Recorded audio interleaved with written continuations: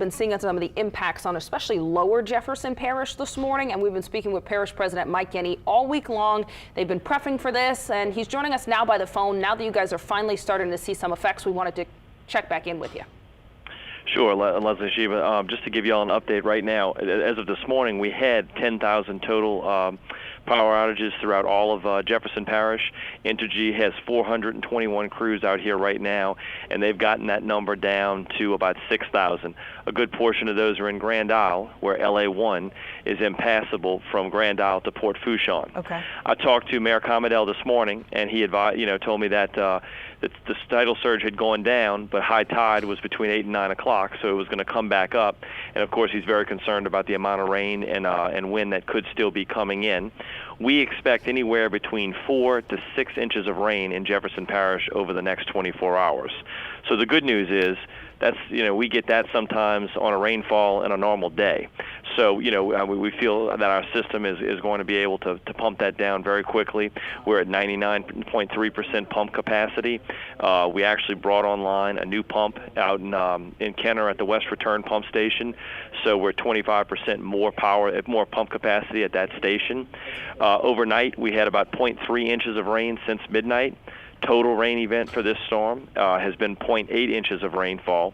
Our average winds are 15 miles an hour sustained and gust up to 30. Now, of course, in Grand Isle, they got almost about 50 to 60 mile an hour wind gusts, overnight, and obviously we're still concerned about what could be facing them as the storm moves through, since it's so slow moving.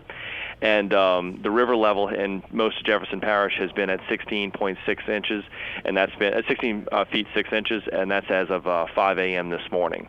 So we've got crews out right now. All of our 400 Public Works employees that we mobilized are out cleaning catch basins. Over the past 36 to 48 hours, we have cleaned 8,000 catch basins in Jefferson Parish. We did 3,100 yesterday, and hope to get another 2,000 to 3,000 done today, so we can make that 4 to 6 inches of rain flow as quickly through our drainage system to get to our canals, to get to our pumps.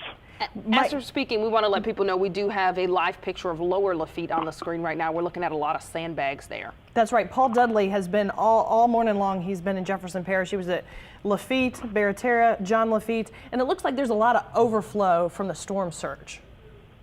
Yes, there's an area in lower lying Lafitte. We have a drainage pump station down there, and Mitch Terrio, my drainage director, instructed his guys to start putting sandbags up around that pump station where the discharge pipes come out, because obviously the tidal surge is the biggest thing we're worried about for our lower lying areas. All the floodgates in Jefferson Parish are closed. This is the first time in history everything's been shut down, but every floodgate in this parish is closed right now to repel any tidal surges anywhere, and that's Lake Pontchartrain, that's over in Barraterra. Anywhere we've had a floodgate, SIFLA East and SIFLA West, the Southeast Louisiana Flood Protection Authorities, East and West, have both shut all of those gates. So, we're buttoned up and protected as we possibly can be, but the lower lying areas we've always known and always communicated. That's why we did mandatory evacuations, because we knew there could be topping of those levees and water coming in on the backside of Grand Isle. Absolutely. Those mandatory evacuations were Grand Isle, lower lying Lafitte, the town of John Lafitte, Crown Point, and Barraterra.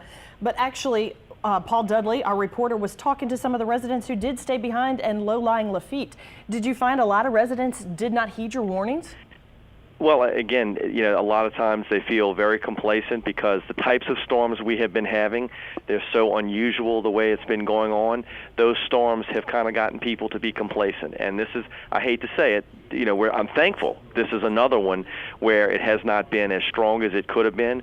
It has not come across closer to the parish as it could have been. Obviously, when you look at the photos from those outer bands and Mobile Bay and the Gulf Coast right now, they're getting a significant amount of rain and tidal surge. So a lot of our residents, I think they do have confidence in their governments that protect them, and we do a very good job of that here in Jefferson Parish because Right. we maintain our infrastructure, and we know how to operate our crews and get them where they need to go to help do this. And again, Mayor Commodell and Mayor Kerner know their towns very well and know how to protect those towns, and we just assist them through GOSEP and our crews, making sure they have the right amount of sandbags that they needed. I think we got an additional 30,000 sandbags from GOSEP to help Kerner out in Lafitte, and he has displaced those sandbags where they need to go. So and we'll continue to work on this. I mean, obviously this surge can still continue to come up. Sure. Thankfully, all of those houses, or the majority of those houses, are all raised homes, so they're used to getting water just sometimes on daily winds that push water back through the bay and push it onto the streets. So they are somewhat used to that. But again, a mandatory evacuation alerts our citizens that they will be without police protection, fire protection, EMS. We will not be able to get to them. So that's why we encourage them to leave, because we don't want, our residents' safety is the most important thing, and we certainly don't want to put our residents in any jeopardy. So I'm glad that I spoke with the mayors when we did, and we were able to make that call very early on.